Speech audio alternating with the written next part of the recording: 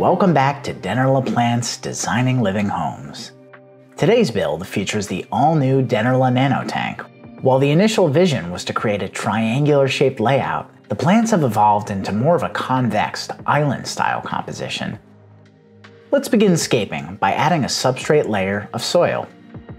This will provide optimum conditions for the plants to root and thrive. Slope the substrate slightly toward the back to provide an enhanced sense of depth. With the substrate in place, use the Plant It in vitro plant labels to create a planting map.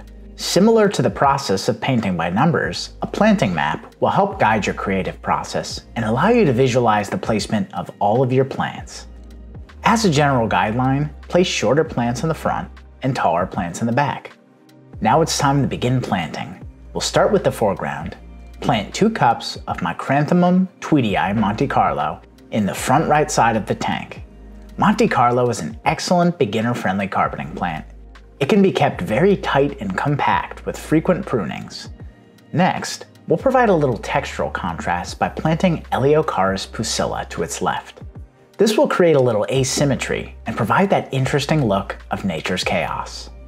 Eleocharis is a grass-like plant that can be kept short with frequent trimmings. It can also be allowed to grow wild and tall. Finally, we'll complete the foreground by planting the left side with 1 additional cup of Monte Carlo. Let's move on to the midground by planting 1 cup of Pogostemon helferi. This plant resembles a terrestrial fern and grows very compact.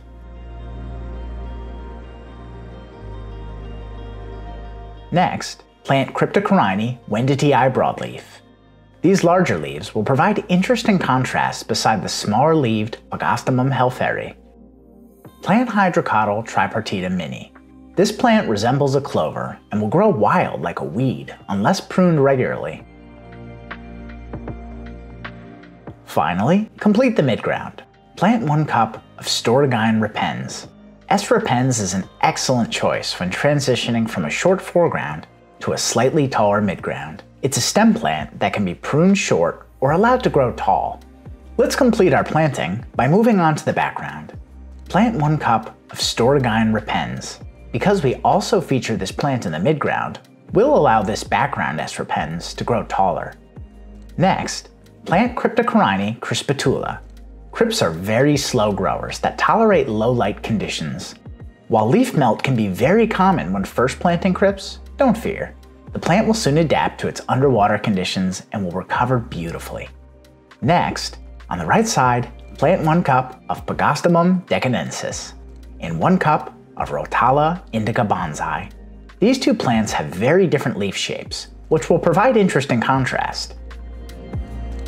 With our planting complete, it's time to attach the filtration and CO2 and flood the tank. Add water very slowly so that the soil and delicate plants are not disturbed.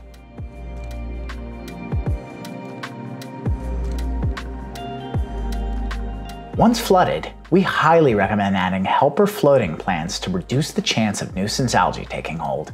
We've added the beautifully elegant Limnobium levigatum. 2 weeks after flooding, the plants are establishing well with noticeable growth. The Monte Carlo is spreading out nicely, providing that desired carpeting look. The Eleocharis has melted back a bit as it transitions to its submerged underwater form. It can be trimmed down to promote healthy new growth or replaced entirely. Some of the floating plants have been thinned out to allow for more light to reach the carpet. 6 weeks after planting, everything is well adapted and all of the soil has been covered by healthy plant growth.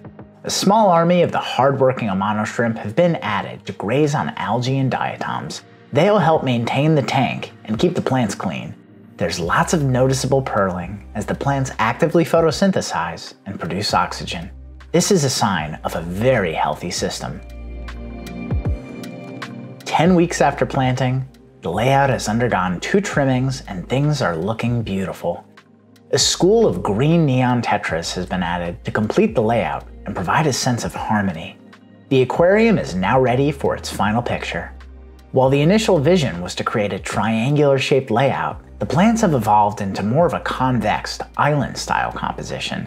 We've decided to name this layout Komorebi, a Japanese term which describes the scattering of light filtered through trees. We feel the Cryptocoryne crispatula resembles a tree, scattering the light and casting a shadow.